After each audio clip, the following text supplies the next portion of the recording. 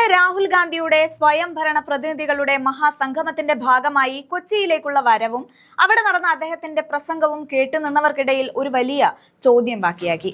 കേരളത്തെ ഇത്രയും പിടിച്ചു കുലുക്കിയ സ്വർണ്ണക്കൊള്ള വിഷയത്തെക്കുറിച്ച് എന്തുകൊണ്ട് രാഹുൽ ഗാന്ധി ഒരക്ഷരം മിണ്ടിയില്ല?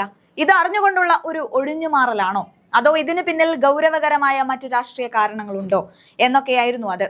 എന്തായാലും നമുക്കതൊന്ന് നോക്കാം. ശബരിമല വിഷയത്തിൽ രാഹുൽ ഗാന്ധിയുടെ മൗനത്തിന് പിന്നിലെ പ്രധാന കാരണം എന്നത് കോൺഗ്രസിനുള്ളിലെ ദേശീയ സംസ്ഥാന നേതൃത്വങ്ങൾ തമ്മിലുള്ള പഴയ അഭിപ്രായ വ്യത്യാസങ്ങളാണ്. 2018 സുപ്രീം കോടതി വിധി വന്ന സമയത്ത് രാഹുൽ ഗാന്ധി പരസ്യമായി തന്നെ സ്ത്രീ പ്രവേശനത്തെ അനുകൂലിച്ചിരുന്നു. കോൺഗ്രസ് ഒരു ലിബറൽ പാർട്ടി എന്ന നിലയിൽ ലിംഗസമത്വത്തിന് ഒപ്പം നിൽക്കണമെന്നായിരുന്നു അദ്ദേഹത്തിന്റെ വ്യക്തിപരമായ നിലപാട്. എന്നാൽ കേരളത്തിലെ സാഹചര്യം വ്യത്യസ്തമായിരുന്നു. വിശ്വാസികളുടെ വികാരം വ്രണപ്പെടുത്തുന്നത് തെരഞ്ഞെടുപ്പിൽ വലിയ തിരിച്ചടി ഉണ്ടാക്കുമെന്ന് ഇവിടുത്തെ നേതാക്കൾക്ക് അറിയാമായിരുന്നു. സോണിയാഗാന്ധിയും ദേശീയ നേതൃത്വവും അന്ന് സുപ്രീം കോടതി വിധിക്ക് അനുകൂലമായ നിലപാടാണ് ആദ്യമെടുത്തത്. ഈ ഇരട്ടത്താപ്പ് രാഷ്ട്രീയ എതിരാളികൾ ഇന്നും ആയുധമാക്കുന്നുണ്ട്. ഇന്നലെ ശബരിമലയെ കുറിച്ച് സംസാരിച്ചിരുന്നെങ്കിൽ അത് പഴയ നിലപാടുകളെ കുറിച്ചുള്ള ചോദ്യങ്ങൾ വീണ്ടും ഉയരാൻ കാരണമായേനെ. സോണിയാഗാന്ധിയുടെ പേരും ഈ വിഷയത്തിൽ തന്ത്രപരമായി മാറ്റിവെക്കപ്പെട്ട ഒന്നാണ് എന്ന് തന്നെ നമുക്ക് അനുമാനിക്കാം. സുപ്രീം കോടതി വിധിയെ സ്വാഗതം ചെയ്ത AICC നിലപാട് തിരുത്താൻ കേരളത്തിലെ നേതാക്കൾക്ക് വലിയ അധ്വാനം വേണ്ടി വന്നു. ഒടുവിൽ വിശ്വാസികൾക്കൊപ്പം എന്ന നിലപാടിലേക്ക് ദേശീയ നേതൃത്വത്തെ എത്തിച്ചെങ്കിലും ആ പഴയ ചരിത്രം രാഹുൽ ഗാന്ധിക്ക് ഇന്നും ഒരു ബാധ്യതയാണ്. താനിപ്പോൾ ശബരിമലയെ കുറിച്ച് സംസാരിച്ചാൽ അത് ദേശീയ തലത്തിൽ BJP ചർച്ചയാക്കുമെന്നും കേരളത്തിൽ CPM പരിഹസിക്കുമെന്നും അദ്ദേഹത്തിന് അറിയാം. അതുകൊണ്ട് തന്നെ വിവാദങ്ങളിൽ നിന്ന് വിട്ടുനിൽക്കുക എന്നതായിരുന്നു അദ്ദേഹത്തിന്റെ തന്ത്രം എന്നത്.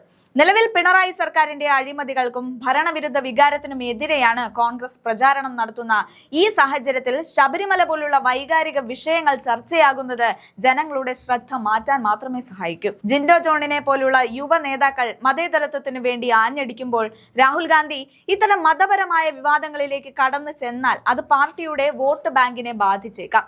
അതുകൊണ്ട് തന്നെ വികസനവും അധികാര വികേന്ദ്രീകരണവും മാത്രം സംസാരിക്കാനാണ് അദ്ദേഹം ഇന്നലെ തീരുമാനിച്ചത് എന്നതാവാം സത്യം. മഹാപഞ്ചായത്ത് എന്ന പരിപാടി തന്നെ തദ്ദേശ സ്ഥാപനങ്ങളിലെ ഭരണത്തെയും വികസനത്തെയുമാണ് ലക്ഷ്യം വെച്ചത്.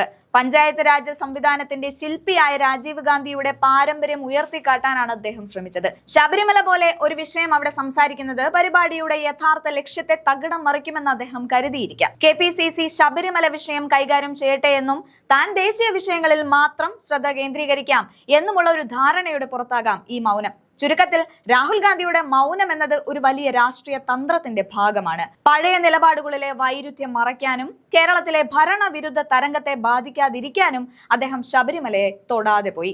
എന്നാൽ വിശ്വാസി സമൂഹത്തിനിടയിൽ ഇത് ചർച്ചയാകുമെന്നത് ഉറപ്പാണ്. സോണിയാഗാന്ധിയുടെ പേര് ഇതിലേക്ക് വരുമ്പോൾ ഹൈക്കമാൻഡിന്റെ പഴയ നിലപാടുകൾ തിരുത്താത്തതാണോ രാഹുൽ ഗാന്ധിയെ തടയുന്നത് എന്ന ചോദ്യം ഇപ്പോഴും അന്തരീക്ഷത്തിലുണ്ട്.